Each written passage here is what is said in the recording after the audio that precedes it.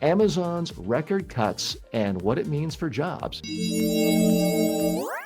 According to CNBC, Amazon will announce the largest corporate layoffs in its history starting Tuesday, with plans reported as high as 30,000 positions. The cuts would span much of the company and follow earlier reductions since 2022 that already eliminated more than 27,000 jobs. Amazon hasn't commented yet, but reports indicating the move is part of CEO Andy Jassy's efforts to streamline layers of management and shift work toward artificial intelligence. In a June memo, Jassy told employees the company will need fewer people doing some of the jobs that are being done today and more people doing other types of jobs. Well, we'll see about the more people bit. The broader picture, big tech has been cutting tens of thousands of roles across Microsoft, Meta, Google, Salesforce, and Intel as they invest heavily in AI and efficiency. That's why the next wave of job growth is likely to come from small business and entrepreneurs, where new products, services, and local hirings aren't constrained by legacy headcount targets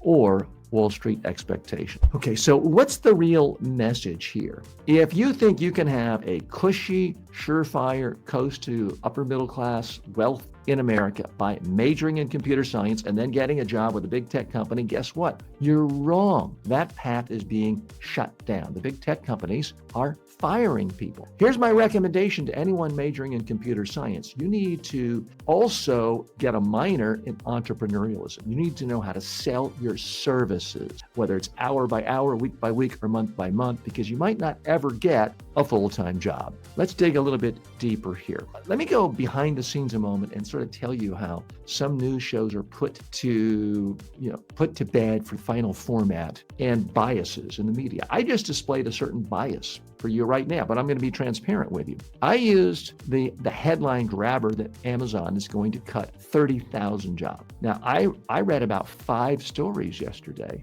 and today, this morning, and they all had different numbers. One had 14,000, one had 15,000, one did have 30. I picked the larger number. Why is that? It's not because of left-wing bias, right-wing bias, corporate bias. It's a bias that anyone in the news or entertainment business has, and that is a bias towards the more interesting story. It's simply more interesting because it's more dramatic to talk about 30,000 people losing their jobs than it is 15,000. So I want to be transparent with you on that. Let's look at some more of the number. Amazon has already cut a bunch of people in recent years. They've cut 27,000 jobs since 2022. Microsoft has laid off 15,000 employees in May to July of 2025. Meta cut 600 jobs in their AI unit just earlier in the last week. Google has cut 100 design user experience jobs. Salesforce has reduced 4,000 customer support roles. Well, that's hardly surprising. I mean, trying to get a hold of customer support for any big tech company is often a fool's errand. Intel has job cuts of 35,000 over the last 2 years, 20,000 in just recent months. So add it all up in the tech industry. And when we say tech industry, we're really talking about industry in America, because when you look at the impact on not just the S&P 500, not just American stock exchange, but the whole worldwide stock exchange, it's so heavily dominated by 7 to 10 companies, tech companies for the most part. So they've eliminated more than 250,000 jobs since 2023, 98,000 in 2025. So what's the answer? I'll give you sort of the macro political answer. If you want to change this, it's never been easier for companies to fire employees. Didn't used to be that case in the 50s, 60s, and 70s, the era when some people say, let's go back to when America was great. The reason it was better for a lot of people, the reason there was a thriving middle class, is because there were unions. And I don't mean just unions for government workers and teachers like today. I mean real unions for private sector jobs. And they made it much more difficult to fire people. If you want unions, you're going to have to vote that. You're going to have to vote for political parties that support unions. And that means sometimes disregarding a certain ad about, oh my God, your daughter's going to have to go to a swim meet and compete against a transsexual. It means you might have to ignore stuff that has absolutely no impact on your life and vote in ways that do affect your pocketbook, because the entire workforce was the private sector workforce, heavily unionized in the 50s and the 60s and the 70s, and there's basically nothing left. So employers have all the power, and they're not going to give it up. And the party in power is not going to force them to. So that's the macro political level solution, societal solution. Now, let me talk about you and me, because let's face it, we can't change politics necessarily overnight. We can't get rid of politicians we don't like, and we can't force the CEOs of Amazon and Meta and Google, Alphabet, to just all of a sudden start hiring us or our kids or our grandkids. We can't do that. So what is the solution? A part of it is, I think people are going to have to be much more ambitious and aggressive about going after jobs in small companies, taking risks in startups, going to work for that small, scrappy company that could become maybe not the next Google, because Google has laid down so much pipe to sort of prevent competition, but the next small company that could at least become a medium-sized company. Maybe they don't have benefits now. Maybe they don't have a nice office. Maybe your friends and family aren't impressed, but you've got a job. So that's one part. Young people starting out their career can't simply say, I'm going to work for Google or Meta, or I'm going to stay at home and play video games with my parents in the basement. That attitude has got to go away. The next attitude is subtler, I think ultimately more important for more people, which is, I think you've got to get away from this idea of I deserve a job to I want to use my talents in a way where I make money to support my life and I help other people. A hugely different mindset. What do I mean by that? I mean, not just 55-year-olds who have retired and decided to be a consultant and take a few gigs here and there. I mean, you're 22 years old. You've just graduated from a state college in computer science and you can't get a job. You need to hang out your shingle right now and start selling your services as a computer software consultant. And maybe you work for a few nonprofits by the hour. Maybe you have some monthly projects with a local library.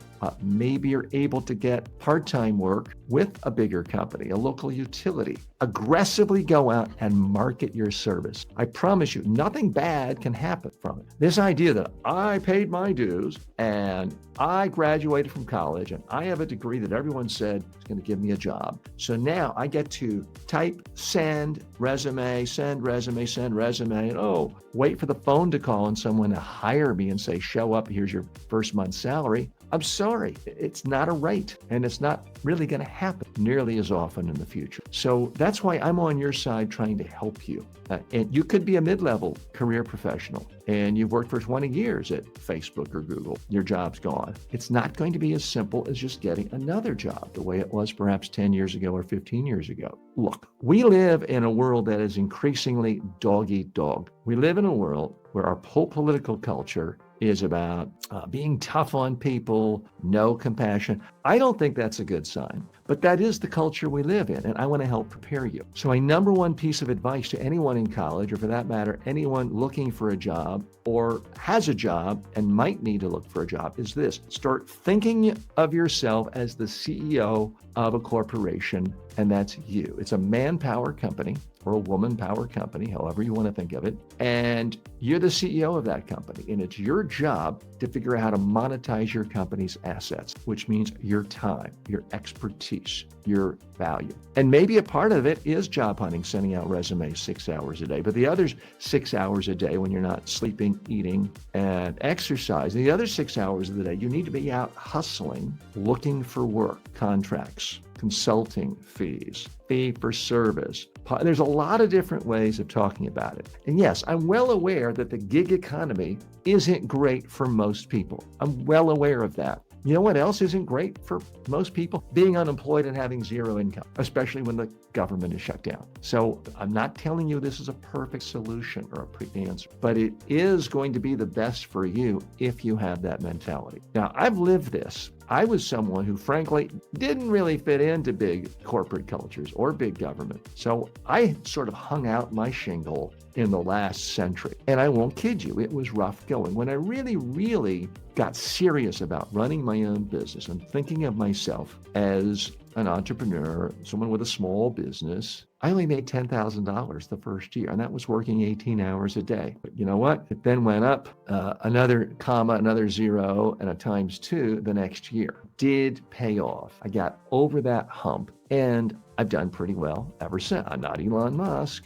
but I've done pretty well ever since. Now, did I have certain advantages that a lot of people don't have? Absolutely. But I'm trying to give you every advantage I can. And right now, big corporations have all the advantages. They've got the power and they have the incentive to not hire you. They're spending collectively trillions of dollars on artificial intelligence. Why are they doing that? They're doing it to reduce cost. How do you reduce cost? You fire people. Is that nice or sweet or warm and cuddly or moral or ethical? I'll let other people weigh in on that. But I'm here to tell you it is reality. It is why they're investing in artificial intelligence. And it's why you have to be extraordinarily proactive. It's why the mentality of, oh, I'm a nerd. I'm going to sit here in my computer lab and just learn stuff and not talk to anyone and have headphones all the time is going to be a surefire way to unemployment and irrelevance. Whereas 20 years ago, 15 years, even 5 years ago, that was a surefire way to a high-paying job, especially if you had a computer science degree from a respectable school. It's not going to work anymore. So I beg you, I urge you, stop turning down your nose at gig work. There's a difference between gig work where you're making $600 a month versus gig work where you're making $6,000 a month or $60,000 a month. Not saying it's easy. Oh, but TJ, what about benefits? I need benefits. Benefits are just a function of money. If you are productive enough and charge enough in your own gig work, you now have a real business. You can give yourself any benefits you want. And of course, the number one benefit is not being beholden to any one company who can fire you anytime they want.